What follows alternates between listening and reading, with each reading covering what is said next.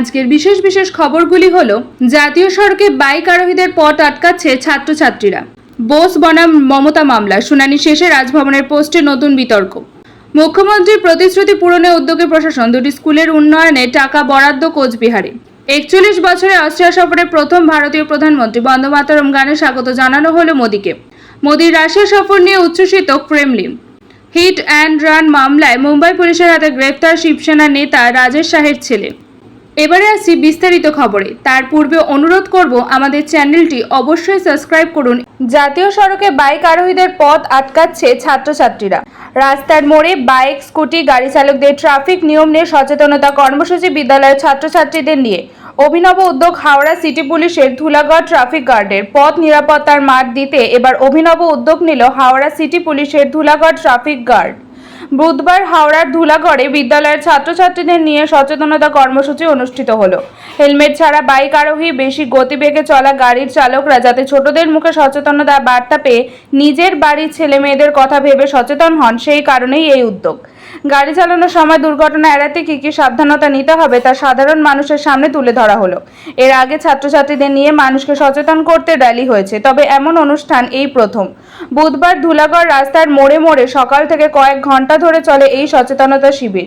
বিদ্যালয়ের পড়ুয়ারা গতিসীমা বজায় রাখুন, মদ্যপ অবস্থায় গাড়ি চালাবেন না, ওয়্যার সিট, এরকম সচেতনতামূলক কিছু প্ল্যাকার্ড হাতে নিয়ে পথ চলতি গাড়ি, বাইক, স্কুটি আরোহীকে সচেতন করেন।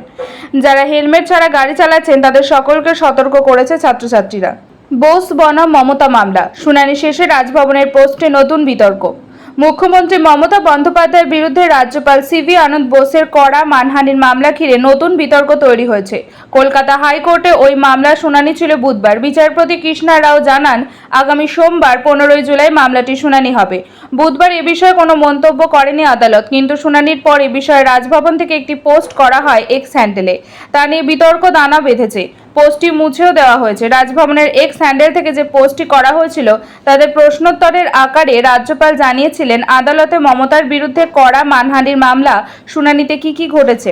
প্রশ্নটি ছিল, কলকাতা হাইকোর্ট মৌখিকভাবে নির্দেশ দিয়েছে রাজ্যপালের বিরুদ্ধে কোনো অবমাননাকর মন্তব্য করা যাবে না। পোস্টে রাজভবন আরও জানায়, রাজ্যপালের আইনজীবীর কাছ থেকে প্রাথমিকভাবে জানা গিয়েছে যে মানহানির মামলা গ্রহণ করা হয়েছে। অবমাননাকর মন্তব্যের বিরুদ্ধে আদেশের আবেদন সোমবার শোনা হবে। আদালত মৌখিকভাবে জানিয়েছে এই সময়ের মধ্যে কোনো অবমাননাকর মন্তব্য করা যাবে না। মুখ্যমন্ত্রীর প্রতিশ্রুতি পূরণে উদ্যোগী প্রশাসন, দুটি স্কুলের উন্নয়নে টাকা বরাদ্দ কোচবিহারে।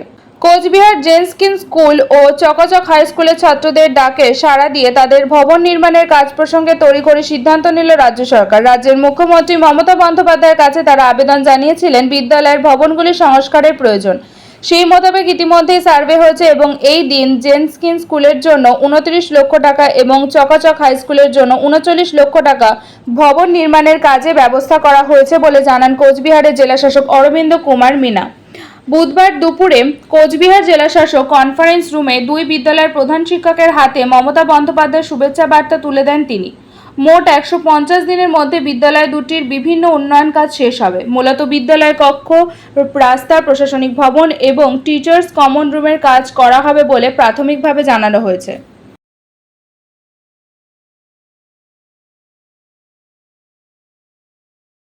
মঙ্গলবার ভিয়েনায় পৌঁছলেন প্রধানমন্ত্রী নরেন্দ্র মোদী। প্রায় 41 বছর পর অস্ট্রিয়ার মাটিতে পা রাখলেন কোনো ভারতীয় প্রধানমন্ত্রী। বিমানবন্দরে মোদীকে স্বাগত জানান অস্ট্রিয়ার চ্যান্সেলর কার্ল নেহামার। 41 বছরে অস্ট্রিয়া সফরে প্রথম ভারতীয় প্রধানমন্ত্রী, বন্দে মাতরম গানে স্বাগত জানানো হলো মোদীকে। মঙ্গলবার ভিয়েনায় পৌঁছলেন প্রধানমন্ত্রী নরেন্দ্র মোদী। প্রায় 41 বছর পর অস্ট্রিয়ার মাটিতে পা রাখলেন কোনো ভারতীয় প্রধানমন্ত্রী। বিমানবন্দরে মোদীকে স্বাগত জানান অস্ট্রিয়ার চ্যান্সেলর কার্ল নেহামার। বিদেশ মন্ত্রকের মুখপাত্র রণধীর জয়সওয়াল এক্সে লিখেছেন, ভারত অস্ট্রিয়া বন্ধুত্বের গুরুত্বপূর্ণ মাইল ফলক। প্রধানমন্ত্রী নরেন্দ্র মোদীকে স্বাগত জানান অস্ট্রিয়ার চ্যান্সেলর কার্ল নেহামার। দুই নেতার মধ্যে এটাই প্রথম বৈঠক। দ্বিপাক্ষিক সম্পর্কের বিপুল উন্নতির সম্ভাবনা নিয়ে আলোচনা হয়েছে। নেহামার এক্স প্ল্যাটফর্মে তার এবং মোদীর একটি ছবি পোস্ট করেছেন, সঙ্গে লিখেছেন, ভিয়েনায় স্বাগতম প্রধানমন্ত্রী নরেন্দ্র মোদী। অস্ট্রিয়া আপনাকে স্বাগত জানাতে পারা আনন্দ এবং সম্মানের। অস্ট্রিয়া এবং ভারত বন্ধু এবং অংশীদার। আপনার সঙ্গে রাজনৈতিক ও অর্থনৈতিক আলোচনার অপেক্ষায় রয়েছি। মোদীর রাশিয়া সফর নিয়ে উচ্ছ্বসিত ক্রেমলিন। বার্ষিক ভারত রাশিয়া শীর্ষ সম্মেলনে যোগ দিতে সোমবার রাশিয়া পৌঁছন প্রধানমন্ত্রী নরেন্দ্র মোদী। তারপর 2 দিনের রুশ সফর শেষে বর্তমানে অস্ট্রিয়া গিয়েছেন তিনি। কেমন হলো মোদীর রাশিয়া সফর? রুশ প্রেসিডেন্টের সরকারি বাসভবন ক্রেমলিনের ঘনিষ্ঠ সূত্র CNN নিউজ 18কে জানিয়েছে, বিশ্বের বৃহত্তম গণতন্ত্রের অসাধারণ নেতার অসাধারণ সফর দেখল ক্রেমলিন। গত বছর ভারত এবং রাশিয়ার মধ্যে বাণিজ্য লেনদেন 66% বৃদ্ধি পায়। 2024 সালের প্রথম 4 মাসে তা আরও 20% বেড়েছে। তবে অর্থ প্রদানে ভারসাম্য না থাকায় উদ্বিগ্ন রাশিয়া। রাশিয়ার রপ্তানি প্রায় $60 বিলিয়ন এবং আমদানি $4 বিলিয়ন। এই নিয়ে প্রধানমন্ত্রী মোদীর সঙ্গে আলোচনা করেছেন রাষ্ট্রপতি ভ্লাদিমির পুতিন। পারমাণবিক প্রকল্প এবং নিরাপত্তা চুক্তি নিয়েও দুই দেশের রাষ্ট্রপ্রধানদের মধ্যে আলোচনা হয়েছে বলে সূত্র মারফত জানা গিয়েছে। জ্বালানির চাহিদা পূরণে সাহায্য করার জন্য পুতিনের প্রশংসা করেছেন প্রধানমন্ত্রী নরেন্দ্র মোদী। তিনি বলেছেন, গোটা বিশ্ব যখন খাদ্য, জ্বালানি এবং সারের ঘাটতিতে ভুগছিল, তখন ভারতে আমরা কৃষকদের কোনো সমস্যায় পড়তে দিইনি। এতে রাশিয়ার গুরুত্বপূর্ণ ভূমিকা রয়েছে। হিট অ্যান্ড রান মামলায় মুম্বাই পুলিশের হাতে গ্রেপ্তার শিবসেনা নেতা রাজেশ শাহের ছেলে। BMW হিট অ্যান্ড রান মামলায় অভিযুক্ত এবং শিবসেনার রাজনীতিবিদের ছেলে মিহির শাহকে 16 জুলাই পর্যন্ত পুলিশি হেফাজতে পাঠানো হয়েছে। মঙ্গলবার পলাতক অভিযুক্তকে গ্রেপ্তার করেছে মুম্বাই পুলিশ।